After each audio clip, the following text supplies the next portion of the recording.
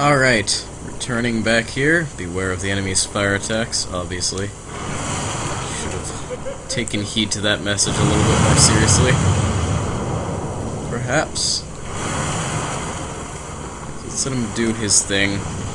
See, all ranged attacks seem to sort of lock onto you a little bit. At least when the computer uses them. I don't know if that applies for us as well when we use projectiles, but...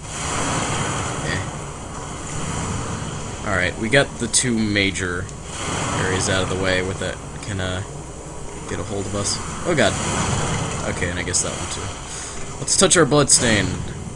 And we get back 3,000 souls. Not too bad. I wouldn't have been completely unhappy with losing those, but I mean, it's always nice to preserve your souls. I've lost much worse than just 3,000 though. Then again, this is very early on in the playthrough, so even 3,000 has some use. But yeah, since we're in soul form now, we do significantly higher amount of damage. We also have half our usual amount of health. Oh no! I am an idiot! Oh, and he died right after, too. Great. Alright, death count 3 for those of you who are counting. 3 deaths that count anyways. There was that scripted death, but I mean, that doesn't matter. Anyways, I'll be right back. Alright, we're back. You know, I think a nice aspect about me starting out usually with the Temple Knight is that their default armor actually is resistant against fire, so guys like the Fat Ministers, not as much of a problem. And I still got hit, even though I was going up the stairs. I should have ran faster. God, I just absolutely hate Fat Ministers. I said in the previous episode they're not a huge deal. Well, that is partially true, and they can also be a huge pain in your butt. Either way, got our souls back.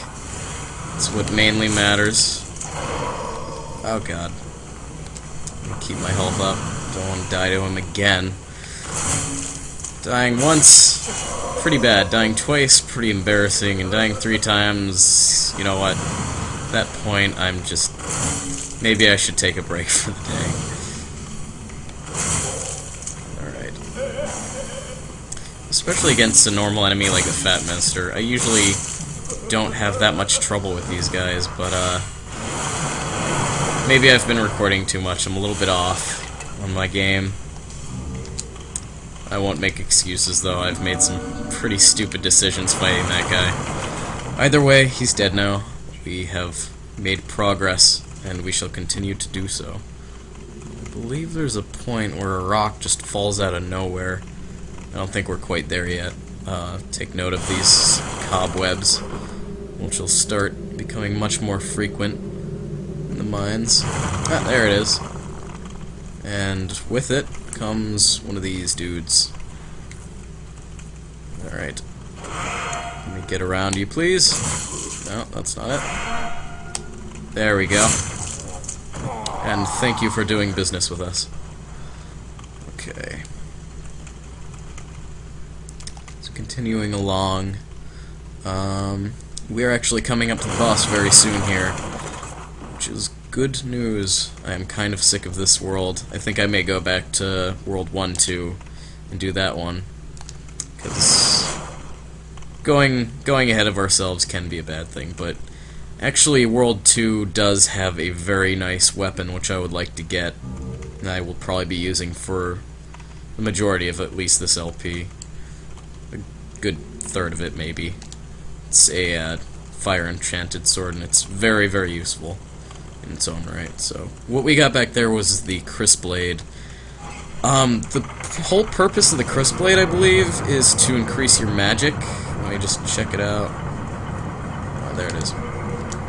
It's sort of a dagger, or no, it's more of a short sword, I guess. But what it does is it sort of increases our magic, or the effectiveness of our magic, I think. I don't think it's necessarily the capacity of our magic, but yeah. Anyways, put back the falchion.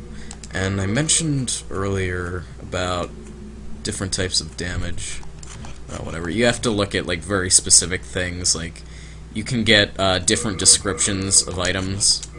Like if you go into the inventory screen and then you press square, it tells you like different aspects. Like you can get just a description of each item.